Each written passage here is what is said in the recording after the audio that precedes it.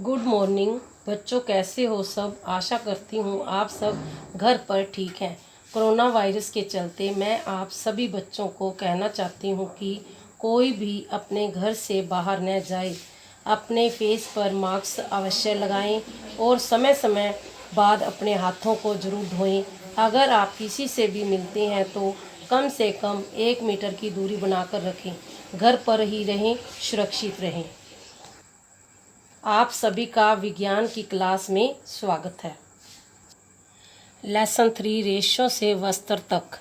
पिछली कक्षा में आपने पौधों से प्राप्त होने वाले कुछ फाइबरों के बारे में जाना था। आपने यह भी पढ़ा था कि रेशम और ऊन के रेशे जंतुओं से प्राप्त होने वाले रेशे हैं। जंतुओं से प्राप्त होने वाले जातव रेशे कहलाते हैं। ऊन के रेशे फाइबर याक अथवा भेड़ के बालों से प्राप्त किए जाते हैं। रेशम के फाइबर रेशम कीट के ककून से प्राप्त होते हैं। क्या आप बता सकते हैं कि भेड़ के शरीर के किस भाग से फाइबर प्राप्त होते हैं? क्या आप बता सकते हैं कि किन रेशों को ऊन में कैसे परिवर्तित किया जाता है, जिन्हें हम स्वेटर एवं स्कार्फ बुनने के लिए बाजार से खरीदते हैं? क्या आप जानते हैं कि रेशम के फाइबर से रेशम कैसे प्राप्त होता है, जिससे हम साड़ियाँ बुनते हैं? इस अध्याय में हम ऐसे ही कुछ प्रश्नों के उत्तर जानने की कोशिश करेंगे। ऊन।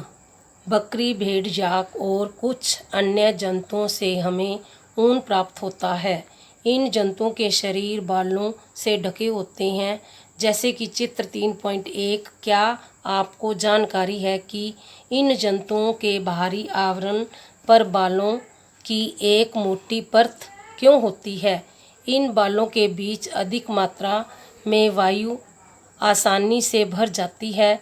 वायु ऊष्मा की कुचालक होती है, जैसे कि आप अगले अध्याय में पढ़ेंगे।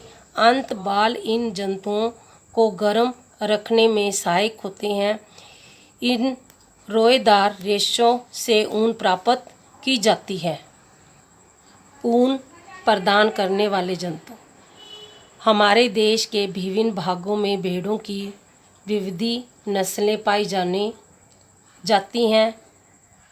भेड़ की ऊन ही हमारे लिए ऊन एकमात्र स्रोत नहीं है, फिर भी बाजार में मुख्य रूप से उपलब्ध ऊन भेड़ की ऊन ही होती है। चित्र 3.1। याक की ऊन लद्दाख और तिब्बत में प्रचलित है, जैसे कि चित्र 3.2 में बताया गया है। बकरी के बालों से भी हमें ऊन प्राप्त होती है। अंगोरा ऊन अंगोरा नस्ल की बकरियों से प्राप्त की जाती है, जो जम्मू एवं कश्मीर के पहाड़ी इलाकों में पाई जाती है। चित्र 3.3 और 3.4। कश्मीरी बकरी की त्वचा के निकट फर होते हैं, जैसे बेहतरीन शालें बनाई जाती हैं और पश्मीना शाल के रूप में भी प्रसिद्ध है। ऊंट के शरीर के बालों का उपयोग भी ऊन प्राप्त करने के लिए किया जाता है, जैसे चित्र 3.5 में बताया गया है।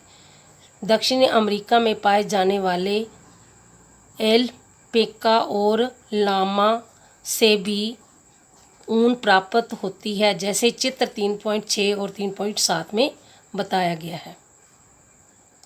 ये सारणी 3.1 भेड़ों की कुछ भारतीय नस्लें बताई गई हैं। ये आपने पढ़नी है और वीडियो देखनी है और समझनी है और करना है।